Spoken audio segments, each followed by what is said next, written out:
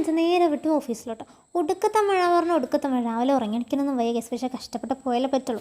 അങ്ങനെ അവിടെ എത്തി ലാപ്പിൽ നോക്കിയപ്പോൾ ഈ ചേർന്ന സാഹസത്തോട് സാഹസം ഗൈസ്.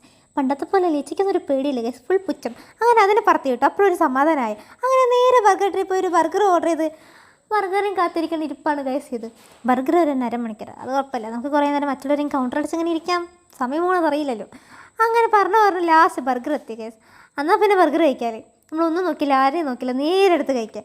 അത് കഴിച്ചപ്പോൾ കിട്ടിയൊരു സുഖം, അരേ വാ വണ്ടർഫുൾ. അപ്പോൾ ശരി ഗൈസ്, ബൈ.